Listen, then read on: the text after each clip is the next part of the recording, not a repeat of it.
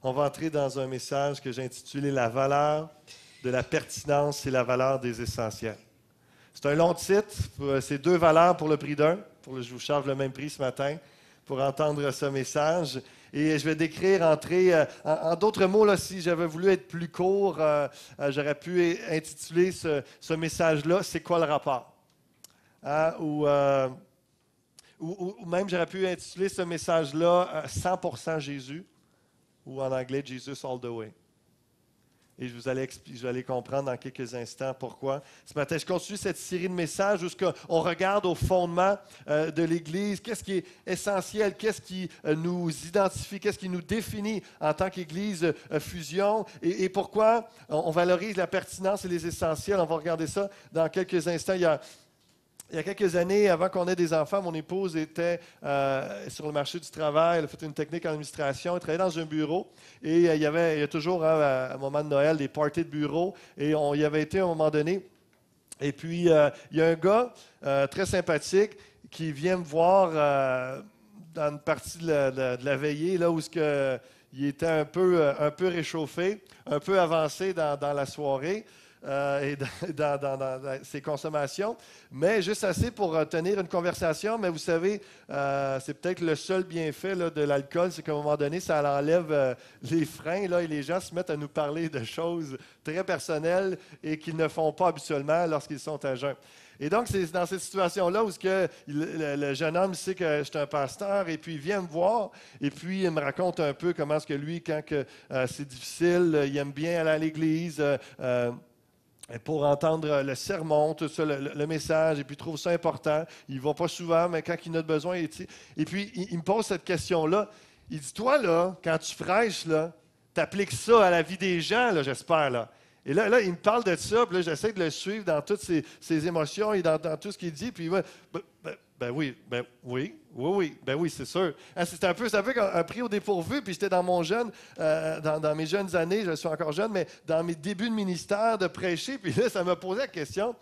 Autrement dit, est-ce que c'est pertinent ce que j'apporte? Ça fait des années que cette histoire-là est restée dans mon cœur, et ce jeune homme-là, qui recherche Dieu, dans des moments peut-être plus difficiles, il va se tourner et puis à un moment donné, peut-être il va vraiment saisir l'excellence de la connaissance de Christ, vraiment se tourner vers le Seigneur et devenir un enfant de Dieu. Pour l'instant, il patauge. Mais pour lui, il montrait que c'est important et quand il y va, il espère retirer quelque chose parce qu'il a besoin d'un message de foi.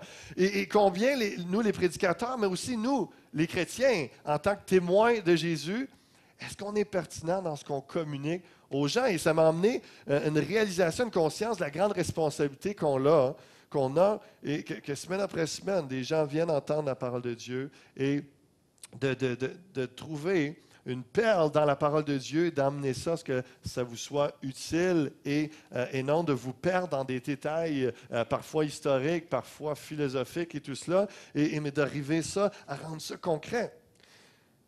La définition de la pertinence, c'est du latin pertinere, qui veut dire viser à.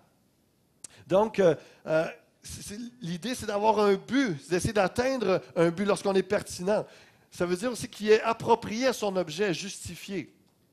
C'est la qualité de quelqu'un qui fait preuve de justesse dans son raisonnement, d'à propos.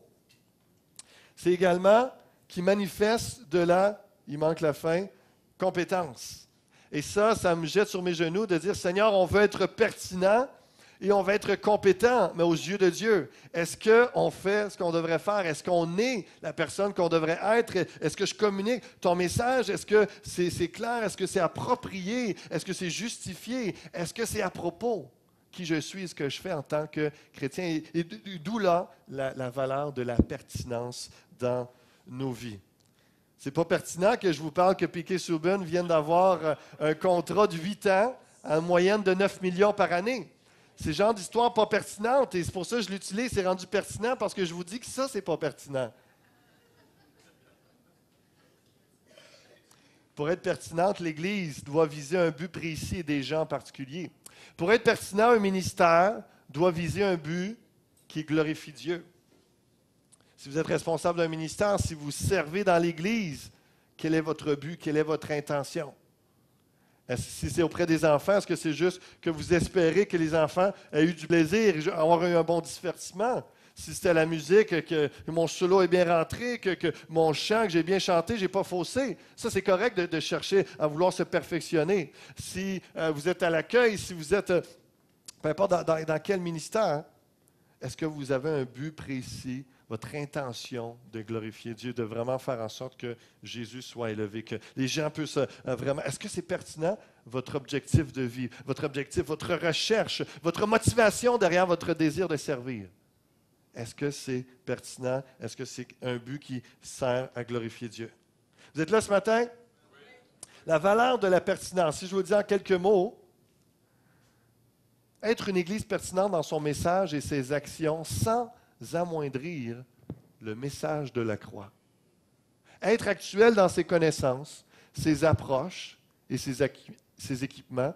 Connaître la culture, les besoins de la communauté, y répondre par l'amour et la puissance de l'Évangile. Ça, c'est la pensée capsulée de ce message ce matin. Les gens qui viennent ici, vous qui venez ici, vous arrivez avec une réalité de vie, avec des besoins. Les gens qui vont s'ajouter à nous dans les prochaines semaines arrivent avec une réalité et nous sommes ensemble, collectivement, appelés à rechercher à être pertinents pour eux et pertinents premièrement pour le Seigneur. Est-ce que je suis ce qui je devrais être en Jésus-Christ et est-ce que je fais ce qu'il me demande? Est-ce que je suis pertinent aux yeux de Dieu? Est-ce que je poursuis son but à lui? L'Église doit être pertinente dans son message et son langage. Le Proverbe 16, verset 4 nous dit « L'Éternel a tout fait pour un but, même le méchant pour le jour du malheur. » Comprenez qu'on a un Dieu qui est pertinent. Il a tout créé avec un but, il a tout accompli, il est souverain, il a des objectifs bien précis qu'il a atteints et qu'il veut atteindre. Donc, on peut dire qu'on a tout un sujet de pertinence parce qu'on sert Dieu. 1 Corinthiens 2, verset 1, l'apôtre Paul va dire « Pour moi, frère, lorsque je suis allé chez vous, ce n'est pas avec une supériorité de langage ou de sagesse que je suis allé vous annoncer le témoignage de Dieu, car je n'ai pas eu la pensée de savoir parmi vous autre chose que Jésus-Christ et Jésus-Christ crucifié. » La pertinence première et profonde, l'essence même de notre être et de qui nous sommes en tant qu'Église, en tant que chrétiens, va être pertinent tant que Christ est au centre. Tant que Christ, que Jésus est au centre de ce que nous disons, faisons, pensons. Matthieu 5, on voit combien Jésus était pertinent dans le sermon sur la montagne. Je vais juste vous apporter 2-3 versets pour voir comment Jésus cherchait à son époque pour arriver à être pertinent dans ce qu'il disait. Au verset 17, « Ne croyez pas que je sois venu pour abolir la loi ou les prophètes. Je suis venu non pour abolir, mais pour accomplir. » Et au verset 21, un peu plus loin, il va dire, « Vous avez entendu qu'il a été dit. » Il parle de la connaissance que les gens avaient de la loi, hein? Et là, il rend ça pertinent à eux. Vous avez entendu qu'il a été dit aux anciens, tu ne tueras point.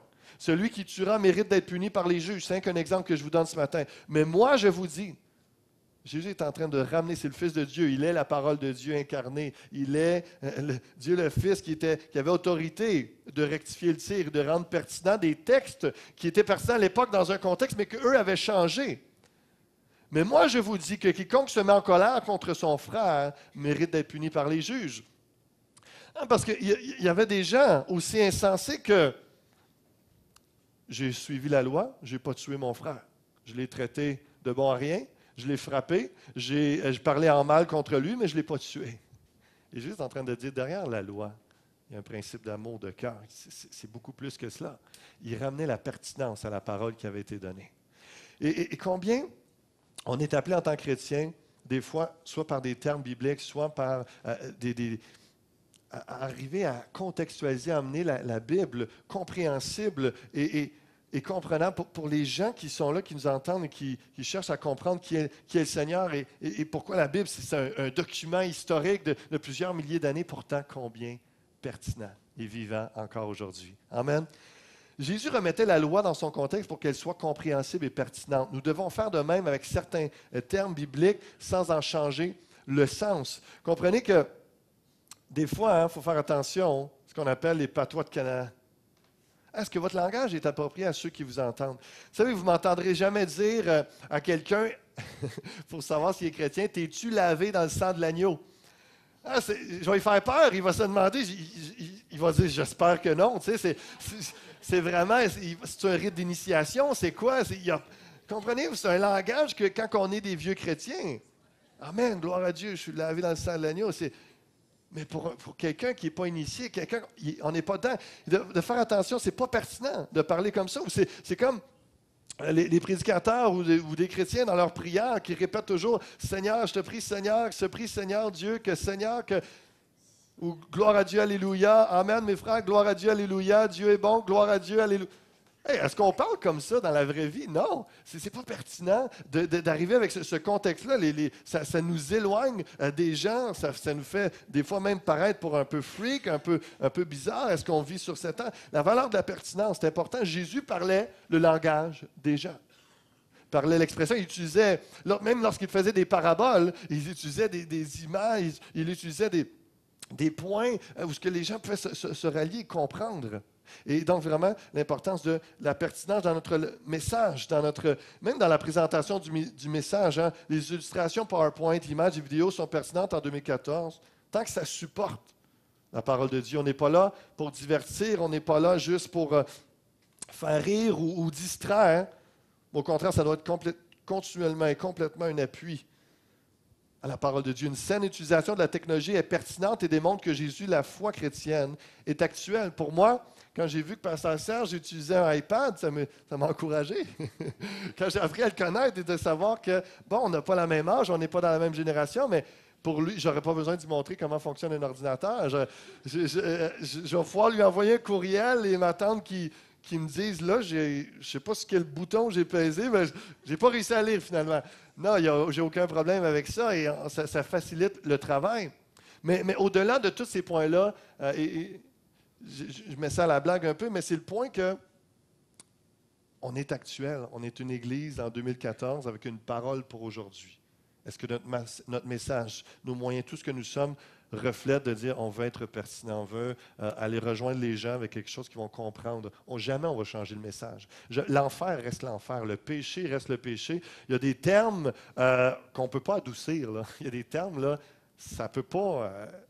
Mais il y a d'autres choses comme des mots.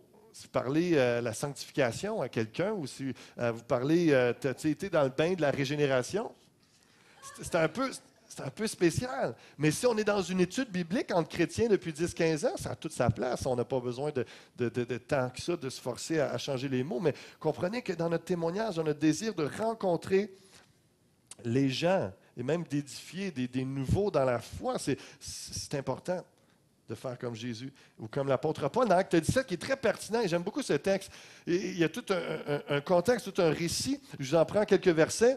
Paul, debout au milieu de l'aréopage, dit « Homme athénien, je vous trouve à tous égards extrêmement religieux, car en parcourant votre ville et en considérant les objets de votre dévotion, j'ai même découvert un autel avec cette inscription à un Dieu inconnu.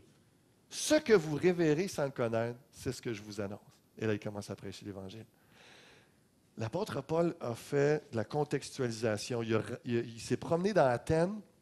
Il a vu qu'il y avait beaucoup de philosophes, des épicuriens, des gens très intellectuels. Il y avait beaucoup de divinités, très religieux. Mais les gens étaient perdus dans leur religion, dans leurs croyances, perdus. Ils ne connaissaient pas Jésus-Christ. Et là, astucieux, rusés, il faut que je trouve comment leur adresser. Si je commence à parler d'un Dieu unique, créateur, déjà, ils vont me tasser. Eux autres, ils ont plusieurs dieux. Et là, un Dieu inconnu. La ruse, la pertinence dans ses propos. Et l'apôtre Paul a fait des études. Il était pertinent dans son langage pour adresser des intellectuels et tout ça. Et c'est simple pour dire vraiment, le cœur est là. Lorsqu'on veut toucher les gens, rejoindre les gens, ça prend une pertinence dans notre langage, dans notre message. Et priez pour nous, prédicateurs. Priez qu'on puisse... C'est un travail continu de s'adapter et de s'efforcer de chercher à garder la pureté de la saine doctrine tout en l'appliquant en 2014, en la rendant accessible et compréhensible à chacun d'entre vous et à ceux qui se joignent. Donc, priez pour nous. On a besoin de l'onction, on a besoin de la sagesse, on a besoin de comprendre et d'avoir nos yeux ouverts sur qui est Granby, quelle est cette ville, de comprendre la région, de pouvoir s'adapter, tout le ministère, la direction de l'Église pour être pertinente en 2014 parce qu'on a un Dieu vivant. Mais des fois, on prêche un Dieu vivant, les gens entrent dans une église, rencontrent des gens qui vivent comme si on était dans un autre monde, une autre époque, et c'est comme si Dieu avait arrêté d'être existant dans les années je ne sais pas quoi. Et de comprendre que Dieu est actuel et qu'on est vivant. Pas tomber dans l'autre extrême qui veut dire qu'on est full technologique puis qu'on oublie l'essentiel de la présence de Jésus. C'est de trouver l'équilibre là-dedans, comme je vous ai prêché, une valeur qui est précieuse à notre cœur aussi. Proverbe chapitre 15, verset 23. On éprouve de la joie à donner une réponse de sa bouche. Et combien est agréable une parole dite à propos. Une parole pertinente. 25, 11, le proverbe nous dit, comme des pommes d'or sur des ciselures d'argent, ainsi est une parole dite à propos. Combien c'est ma prière, et j'espère que c'est la vôtre également, de régulièrement, quand je rencontre des gens ou dans ma vie, je dis, Seigneur, que mes paroles soient dites à propos, que ça soit pertinent ce que je dis. On rencontre des gens, des fois, dans une situation où ça nous coupe le souffle, on ne sait pas quoi dire, on n'a pas vécu cela, on est dans un autre. Mais le Seigneur peut nous donner une bonne parole, peut nous donner une parole pertinente, une parole de sagesse, une parole de connaissance, quelque chose qui est à propos pour la personne et elle repart avec la vie. Parce qu'on a cherché à être pertinent, on a un cœur qui veut être pertinent pour Dieu et pertinent pour les gens autour de nous. Amen. Jean 6, 63. C'est l'Esprit qui donne la vie. Jésus dit, l'homme n'aboutit à rien par lui-même. Les paroles que je vous ai dites sont esprit et vie. Pour conclure cette pensée ce matin, avant d'aller autre part, c'est de comprendre qu'au-delà encore même du langage, la vie doit être communiquée. Seigneur, que je puisse utiliser un message, un langage qui est compréhensible, qui est pertinent, mais Seigneur, je veux que ça soit pertinent au point que ça change leur vie. Que les paroles que je vais donner de ton évangile soient esprit vie, que ce soit au-delà de juste des technicalités, des choses à faire ou à ne pas faire parce qu'on est chrétien, on est enfant de Dieu. Si tu es chrétien, ben, tu vas croire ça, ça, ça. Donc, il y a un message esprit vie qui impacte les cœurs, qui transforme les vies. Seigneur, donne-moi d'être pertinent dans ce monde afin que je sois esprit vie, que ce que je dis, ça prenne vie, que ton Saint-Esprit fasse une œuvre dans les cœurs. Que les cœurs se mettent à être restaurer les cœurs aussi, qu'il y ait une vitalité qui prenne place parce qu'on a parlé de Jésus. Ça, c'est accessible à chacun d'entre vous parce que la puissance de Dieu habite en vous si vous êtes un enfant de Dieu. Et les paroles qu'on donne peuvent être esprit et vie également.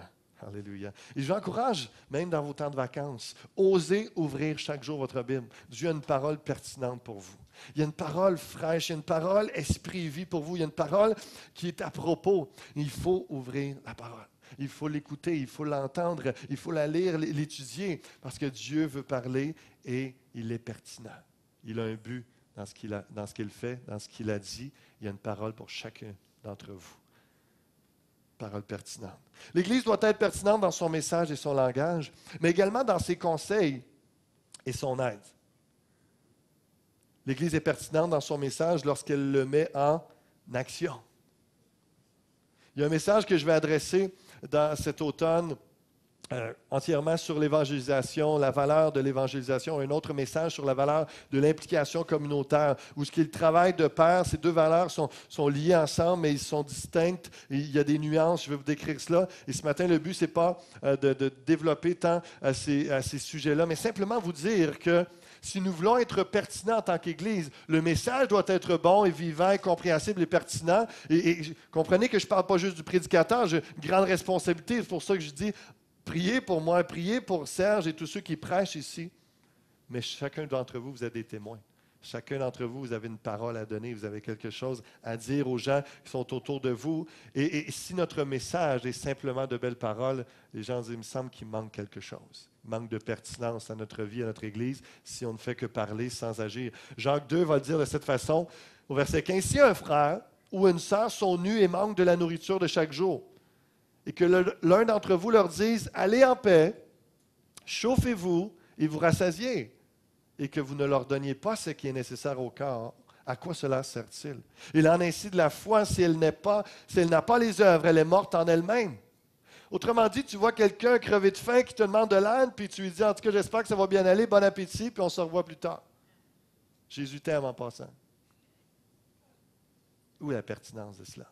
Il n'y en a pas. Et c'est pour ça que cet automne, alors qu'on va entrer On va essayer de voir. J'ai plein de contacts. Je sais que parmi vous, il y a des gens aussi qui ont des contacts dans le réseau communautaire, soit pour l'évangélisation, soit pour l'aide à bien des nouveaux, pour que notre message soit rendu pertinent par des actions concrètes. Jamais on change le message et jamais on ne devrait ne pas prendre position, ne pas prendre action par rapport à l'Évangile. Et on va regarder ça pour faire comme l'apôtre Paul qui s'est promené à Athènes et on va regarder Granby, la région. Qu'est-ce qu'on peut faire? Alors que je vais prêcher là-dessus, je vais m'assurer que par la grâce de Dieu, on se mobilise ensemble, ceux qui ont ça à cœur, pour rendre ça vivant et qu'alors qu'on prêche quelque chose, les gens peuvent se dire concrètement, oui, il y a telle action dans la semaine qui se fait, telle action dans le mois, il s'est passé ça, il s'est passé. Il y a déjà des belles choses. Des choses qui se font, où on s'entraide, des courriels qu'on envoie, des besoins, et les gens s'est rencontrés rapidement.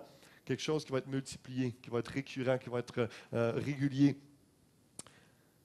En verset 17, il en est ainsi de la foi. Si elle n'a pas les œuvres, elle est morte en elle-même. L'apôtre Paul a très bien décrit que la foi, le salut se fait par la justification de la foi. Simplement, croire en Jésus, tu es sauvé. Quelqu'un sur son lit de mort peut déclarer, se repentir de ses péchés, demander pardon et croire en Jésus, être sauvé. Mais pour nous, qui avons encore des mois, des années devant nous, il n'y a pas d'excuse de dire, moi je crois en Jésus, je suis correct. Non, ta foi doit être activée et rendue active par des œuvres concrètes. C'est ce que Jacques nous dit. C'est ce que Jacques met la balance dans tout cela. Mais quelqu'un dira, toi, tu as la foi. Moi, j'ai les œuvres. Non. Montre-moi ta foi sans les œuvres et moi, je te montrerai la foi par mes œuvres. Tu crois qu'il y a un seul Dieu, tu fais bien. Les démons le croient aussi. Et ils tremblent. Il n'est pas pertinent non plus de prêcher seulement l'Évangile à des gens qui ont faim sans remplir leur ventre. Quelqu'un m'a dit cette semaine, les ventres affamés n'ont pas d'oreilles. C'est de trouver l'équilibre.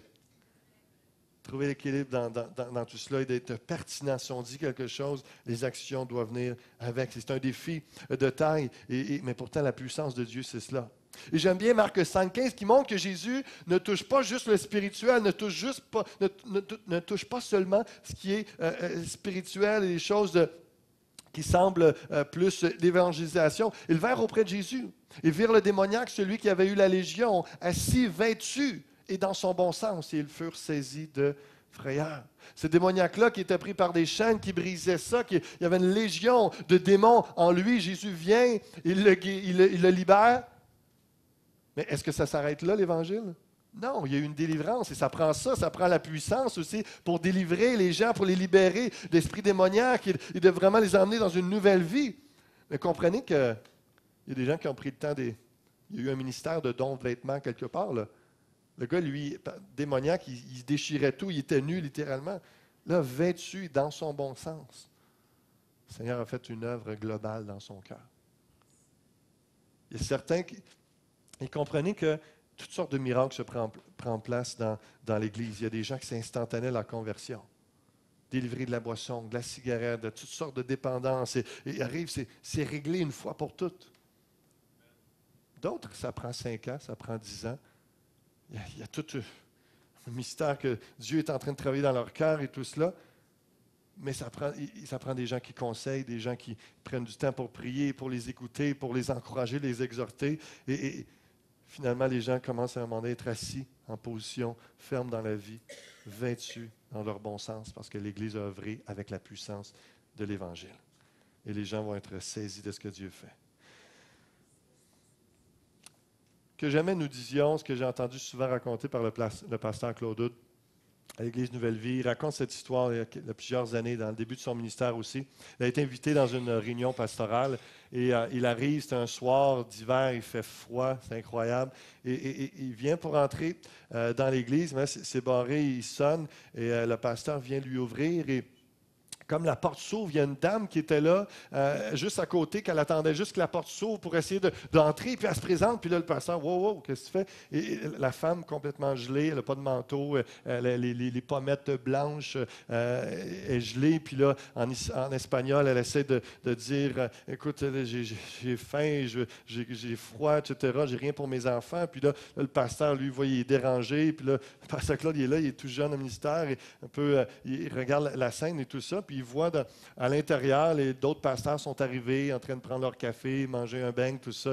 Et là, Le pasteur s'obstine. Non, non, ça ne peut pas, c'est pas le temps, on ne peut pas. Et puis là, à un moment donné, il y a comme une idée de génie dans la face du pasteur. Puis là, pasteur Claude, il voit ça, puis enfin, il va l'aider, il va faire quelque chose. Puis là, il dit, Madame, écoutez, on ne peut pas rien faire pour vous, on est une église.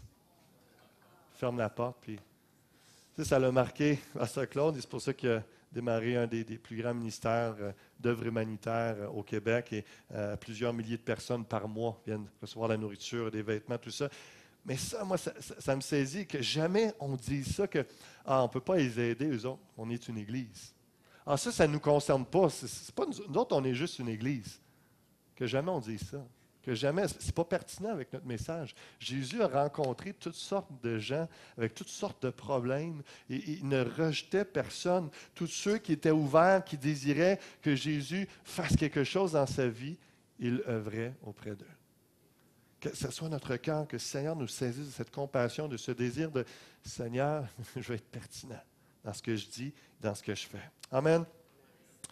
L'Église est pertinente lorsqu'elle apporte un soutien et une aide tangible. 2 Corinthiens chapitre 1 nous dit au verset 2 « Que la grâce et la paix vous soient données de la part de Dieu notre Père et du Seigneur Jésus-Christ. Béni soit Dieu le Père de notre Seigneur Jésus-Christ, le Père des miséricordes et le Dieu de toute consolation. » Écoutez bien ce qu'il dit, qui nous console dans toutes nos afflictions, afin que, par la consolation dont nous sommes l'objet de la part de Dieu, nous puissions consoler ceux qui se trouvent dans l'affliction.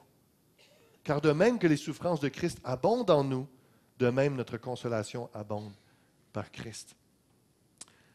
Si nous sommes affligés, c'est pour votre consolation et pour votre salut. Si nous sommes consolés, c'est pour votre consolation et qui se réalise par la patience à supporter les mêmes souffrances que nous endurons. Et notre espérance à votre égard est ferme, parce que nous savons que si vous avez peur aux souffrances, vous avez aussi peur à la consolation. Comprenez qu'encore une fois, c'est un texte qui nous amène à dire que le Seigneur nous fait vivre des consolations, des bénédictions dans des épreuves de nos vies, dans des circonstances, des moments, des saisons de notre vie. Encore une fois, on lui rend gloire, on dit merci Seigneur, on témoigne.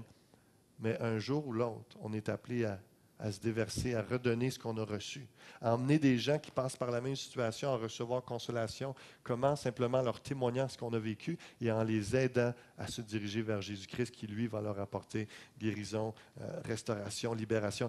Et vraiment, on est appelé, c'est un ministère de chaque chrétien, de chercher, après avoir reçu la consolation dans leurs afflictions, à communiquer cette grâce aux gens autour d'eux. Et je peux vous dire que les groupes de soutien servent à ça, à vous rappeler que vous n'êtes pas seul et à vous aider à vous approcher de Jésus qui libérera et restaurera votre âme. Cet automne, on regarde pour développer ce ministère-là. Il y aura des groupes de soutien.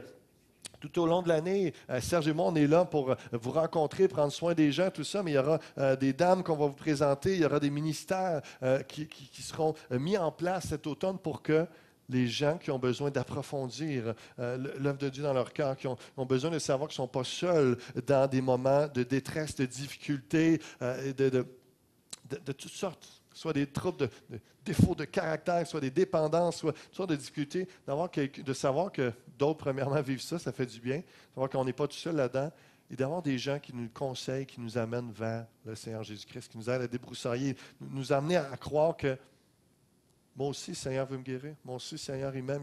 On a besoin d'entendre ça. Il y a des groupes de soutien qui seront développés. Et ça, pour moi, c'est une question de pertinence, encore une fois. Des gens ont besoin de plus que juste dire « je vais prier pour toi ». On va prier pour eux, mais on peut faire plus, on va le faire, parce qu'on est appelé à recevoir la consolation et à la communiquer alors qu'on l'a reçue. Amen.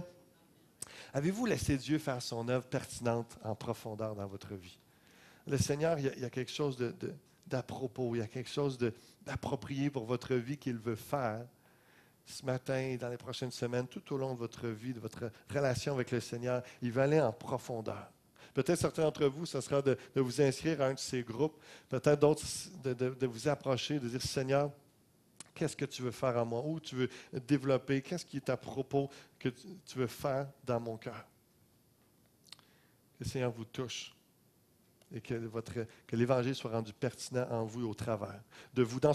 L'Église doit être pertinente dans son message, son langage, dans ses conseils et son aide, dans sa musique et ses paroles. Simplement, rapidement, j'ai eu un message sur la valeur de la louange et de l'adoration, mais comprenez que les instruments qu'on a en ce moment ici, c'est pour faire une parenthèse pour comprendre encore une fois qu'on pense à la pertinence de tout ce qu'on fait. Et on croit que les instruments qui sont ici sont pertinents à Granby, la région, en 2014. Si on était dans un conservatoire de musique, probablement qu'il n'y aurait pas de drum, pas de guitare électrique, et ce serait des instruments avant, parce que les gens qui sont là, c'est des gens qui étudient. Et si on avait une église, un campus, comprenez qu'on s'adapte dans le contexte où, et on rend ça pertinent. Parce que pour Dieu, bibliquement, on peut en débattre, mais il veut qu'on le loue, qu'on le glorifie, et avec toutes sortes d'instruments, que nos cœurs soient là. C'est ça qui est plus important, c'est qu'au-delà, ce ne soit pas le focus, le point focal sur des gens, des instruments, des sortes, mais qu'ensemble, dans l'unité, on puisse louer, adorer Dieu. Mais qu'on cherche à être pertinent dans notre musique. C'est encore une fois, c'est important, ça, d'entrer dans l'Église et savoir, OK, on est up-to-date. Jésus est en 2014, puis je peux le louer 2014. Puis je peux et déjà là, on a toujours des progrès à faire. Mais s'il n'y a pas de clash comme ça culturel, il n'y a pas besoin. On n'a pas besoin d'entrer dans un endroit où c'est comme si on retourne en arrière. Mais les paroles aussi doivent être pertinentes.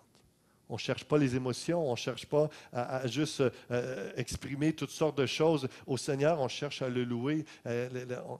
J'aime bien des chants, ça prêche l'Évangile au travers de certains chants. Il y a une théologie qui est là, qui est profonde. Il y a plein de versets bibliques que l'on chante. Et dans le choix des chants, on doit faire attention à cela, qu'on soit pertinent dans ce qu'on chante, dans ce qu'on dit. Et encore une fois, est-ce qu'on comprend ce qu'on chante? C'est important.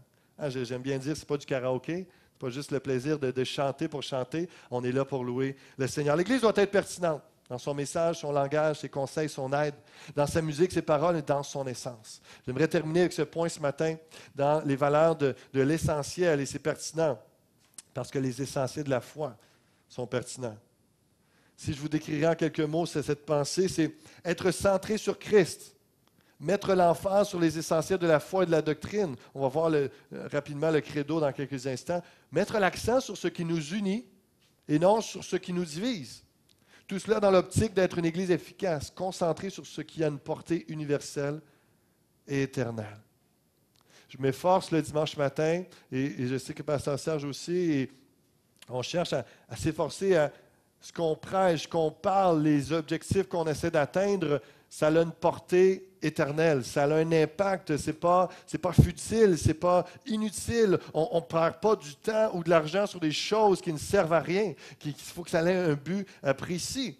Là, on travaille trop fort et on investit trop pour que ça soit pour des choses tellement inutiles. Les essentiels de la foi, c'est quoi? C'est aimer, croire, espérer, obéir, donner, servir, évangéliser, étudier, enseigner, pardonner, prier, chanter. En gros, en ces quelques verbes, tous les essentiels de la foi, c'est là. Et si on met l'accent là-dessus, on va prospérer dans notre cœur, dans notre âme, on va grandir, on va prendre la maturité, on va avoir un impact, on va porter du fruit. Mettons l'accent là-dessus. Notre credo, les essentiels de la foi, c'est, comme je l'ai dit, premièrement, les essentiels, c'est toujours de revenir à Jésus-Christ. Ce n'est pas pertinent qu'un dimanche matin, je vous prêche sur les 7 sceaux, les 7 trompettes de l'Apocalypse, sans ramener ça à vous dire que Christ reviendra. Est-ce que vous êtes prêts? Est-ce que vous veillez et priez? Ça, c'est l'essentiel. Dans une étude biblique, un jeudi soir, un temps donné, entre frères, on peut se pencher sur un verset, un détail plus précis, mais on comprend que ce n'est pas l'essentiel de savoir qui a la meilleure interprétation sur les 7 sceaux, les 7 trompettes. Ce n'est pas l'essentiel. L'essentiel, c'est que Christ reviendra. Est-ce qu'on est prêt? Est-ce qu'on est conscient qu'il y en a qui, s'ils ne sont pas prêts, sont perdus? C'est l'enfer pour l'éternité. Est-ce qu'on est conscient de cela? Ça, c'est la pensée. Les essentiels de la foi, les croyances plus doctrinales, notre credo, comme sur la Bible. Nous croyons que la Bible est la parole de Dieu et que les 66 livres qui s'y retrouvent sont divinement inspirés, que les originaux soient exempts de toute erreur. Nous croyons aussi que la Bible est entièrement digne de confiance et qu'elle est l'autorité finale en matière de foi et de pratique morale. Quel est le message central de la Bible? Ancien et Nouveau Testament. c'est Jésus-Christ. L'essentiel dans toutes les doctrines, ça c'est en passant, lorsque vous faites une demande pour être membre, vous lisez tout ce credo-là en entier. J'ai apporté des portions ce matin pour faire comprendre que l'essentiel, tout tourne autour de Christ. Tout est en lui, par lui et pour lui.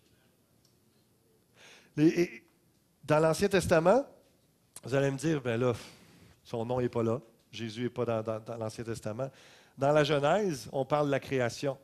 Qu'est-ce que ça nous dit dans le Nouveau Testament? Que tout a été créé par lui et pour lui. Dans l'Exode, encore là, vous allez dire, c'est Moïse, c'est la sortie d'Égypte, des Hébreux, tout ça. Quelle est la typologie, l'image qui est retirée? C'est qu'eux ont été délivrés et on peut juste sortir d'Égypte, de notre péché, de notre esclavage, de notre vie, par Jésus-Christ. Après ça, vous allez me parler de Lévitique. Eh bien, parle-moi de Jésus là-dedans, Lévitique. Toutes sortes de lois, de sacrifices, c'est du sang, c'est des animaux, des bêtes. Jésus-Christ, c'est l'agneau de Dieu qui ôte le péché du monde. La sainteté, la pureté qui est parlée dans ce texte, dans ce livre, nous parle que notre sainteté, notre pureté est seulement en Jésus-Christ. Les nombres, c'est quoi le rapport avec Jésus-Christ qui est venu sauver une multitude?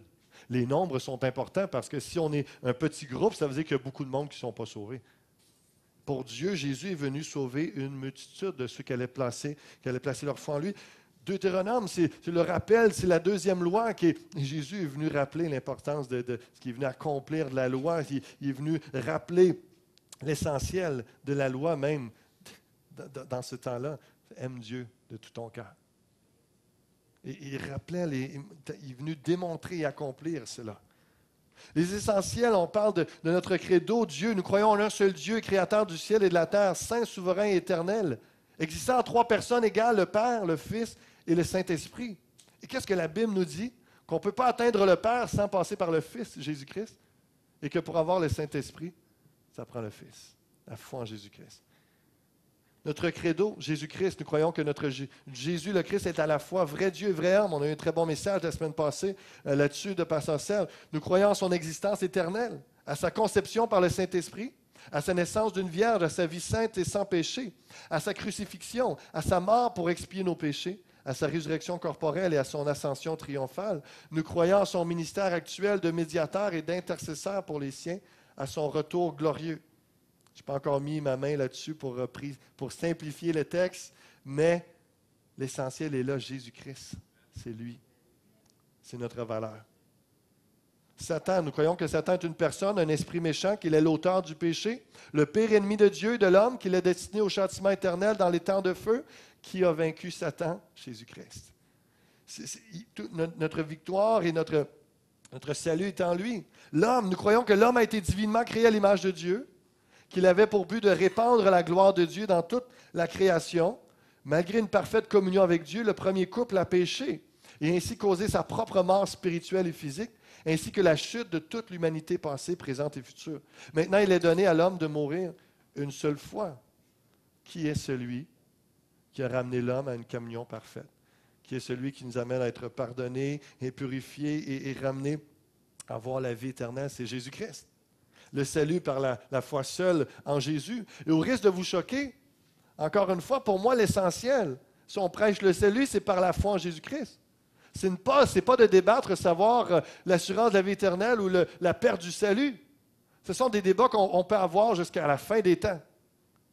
Mais si on reste toujours sur l'essentiel, tu vas être sauvé et tu vas avoir l'assurance de ton salut, la foi en Jésus-Christ. La foi en Jésus-Christ, c'est le centre, la foi en Jésus-Christ. Est-ce que ta foi est active? Est-ce que ta foi est là? C'est ça le centre, l'essentiel par rapport au salut. L'Église, nous croyons que l'Église est fondée sur le Seigneur Jésus-Christ, comme pierre angulaire et sur le témoignage des apôtres. Nous sommes son corps, il est la tête. Ça, c'est l'Église. Les ordonnances. Nous croyons que les ordonnances du Seigneur sont le baptême par immersion et le repas du Seigneur. Ça nous parle de Jésus. Nous sommes ensevelis en lui, en Jésus-Christ. Lorsqu'on est dans les eaux du baptême, on ressort, on ressuscite en lui, en Jésus.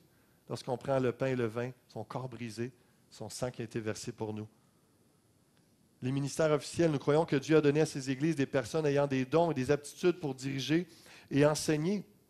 Qui est notre modèle, Jésus est venu pour servir et non pour être servi. On est tous appelés à servir. Il a placé des autorités. Nous sommes tous appelés à être soumis sous l'autorité de Christ. La discipline, nous croyons que le Seigneur Jésus veut une Église sainte et obéissante. Tous les enfants de Dieu doivent se soumettre à son autorité, à la parole de Dieu. Il est le chef, il est l'autorité suprême. Nous sommes tous appelés à se soumettre à Jésus. Et pour terminer, les événements futurs, nous croyons au retour de Jésus-Christ, à la résurrection corporelle des justes et des injustes, à l'enlèvement de l'Église, à la félicité éternelle des enfants de Dieu, au jugement dernier et au châtiment éternel de ceux qui ont rejeté la révélation de Dieu en la personne de qui? Du Seigneur Jésus. La question ce matin, êtes-vous perdu dans des détails inutiles et non essentiels? Est-ce que nous sommes pertinents dans notre vie? Est-ce qu'on est pertinent comme parents avec nos enfants? Est-ce qu'on est pertinent comme employé à notre travail? Est-ce que nous sommes pertinents comme amis? Et est-ce qu'on a l'accent de notre cœur sur les essentiels? Sur ce qui touche le cœur de Dieu, sur ce qui est important. On ne peut pas passer à côté, c'est l'essence, la nature même de l'Église ou du message de l'Évangile. Est-ce que vous êtes préoccupés ce matin par des choses qui ne sont vraiment pas essentielles? Ça nous arrive tous, dans des périodes de notre vie. Peut-être ce matin, c'est simplement un moment de vous mettre à jour, de dire, Seigneur, tu es complètement préoccupé, absorbé par ces détails. Puis quand je regarde ça par rapport à la croix, par rapport à l'éternité, par rapport aux besoins de ma famille, par rapport à l'Église, par rapport aux gens qui se perdent, c'est vraiment futile. C'est inutile. Pourquoi tant me stresser? Pourquoi tant m'angoisser? Pourquoi craindre? Tout c'est juste devant cette réalité-là. Votre vie est-elle pertinente pour Dieu et votre entourage? Je termine. J'ai invité le groupe de louanges. On va reprendre le chant qu'on a chanté tantôt de ta voix, tu nous appelles à la croix. Cherchez premièrement le royaume et la justice de Dieu. Et toutes ces choses vous seront données par-dessus. Ne vous inquiétez donc pas du lendemain, car le lendemain aura soin de lui-même. À chaque jour suffit sa peine. Ça nous parle de quoi ici ce matin? Ça nous parle des essentiels. Ça nous parle de l'essentiel de chercher premièrement Dieu. C'est ça qui est pertinent. Et sa justice, de l'accomplir, de faire ce que Dieu veut, de faire confiance au Seigneur que tout ce que nous aurons besoin, le Seigneur va pourvoir. Ne vous inquiétez donc pas du lendemain, car le lendemain aura soin de lui-même. À chaque jour suffit sa peine. Je vais vous inviter à courber la tête quelques instants. On va prier ensemble, puis ensuite de ça, on va entrer dans ce chant-là. On va le déclarer avec foi. Seigneur, ce matin, ta parole est très simple sur la réalité qu'on a besoin d'être pertinent et que Jésus, toi, tu es pertinent. Tu es approprié pour tous les besoins de cette société, pour tous les maux de la société, pour tous les besoins de notre cœur. Que ce soit sur les besoins quotidiens ou que ce soit sur les questions existentielles d'éternité. Tu es approprié, tu es pertinent, Jésus. Que certains ici ce matin puissent repositionner, replacer leur foi en toi. Que tu es le centre, tu es pertinent dans toute situation. Tu n'es pas une solution simpliste. Tu n'es pas une solution de rechange, tu es la solution. Tu es le chemin, la vérité, la vie. Ta parole, tout ce que tu es, Jésus, tout ce que tu as enseigné, avec tout ce que tu communiques sur le Père, le Saint-Esprit, tout cela est pertinent et on en a besoin. Et c'est pertinent pour les gens qui sont autour de nous. Seigneur, je te prie également pour chacun d'entre nous. Aide-nous à regarder et à investir du temps, de l'énergie, des choses qui sont essentielles pour toi, des choses que tu trouves importantes. Je te prie, Seigneur, alors que tu te promènes dans les allées ce matin, que tu touches les cœurs et que tu fais une œuvre, que les gens puissent remettre leur fardeau à tes pieds. Arrêtez de s'inquiéter pour le lendemain. Arrêtez de s'inquiéter pour les finances, pour leurs enfants, pour leur travail. Puis se confier en toi et regarder l'essentiel. Est-ce que ma vie est pertinente? Est-ce que ma vie est investie dans les choses essentielles pour Dieu? Est-ce que je cherche premièrement le royaume de Dieu et sa justice? Viens faire un ordre dans nos cœurs. Peut-être dans ces vacances, les gens sont rendus oisifs ou en train de perdre leurs préoccupations dans des choses inutiles. Seigneur, viens ramener, viens rectifier dans ta parole, dans ta grâce, viens relever, fortifier des gens, que les gens relèvent la tête, se fixent sur toi et retrouvent une espérance, une attente paisible et joyeuse de ce que tu vas faire aujourd'hui et demain, parce que tu es là, parce qu'ils sont confiants en toi, un Dieu pertinent et qui comble les essentiels et qui est l'essentiel. Alléluia. Agis, mon Dieu. Agis, mon Dieu, alors qu'on va te chanter ce chant-là en réponse à ta parole. Viens ramener les bonnes priorités à plusieurs personnes dans ce lieu. Viens enlever du stress et des angoisses. Viens guérir. Viens soulager, mon Dieu. Nous te louons, Jésus. Toi qui es l'agneau de Dieu qui ôte le péché du monde. Toi qui nous donnes la vie. Toi qui libères nos âmes. Toi qui nous donnes la vie éternelle. Toi qui nous pardonnes de tous nos péchés. Le divin libérateur, guérisseur. Alléluia. Gloire à toi, Seigneur. Nous bénissons ton nom.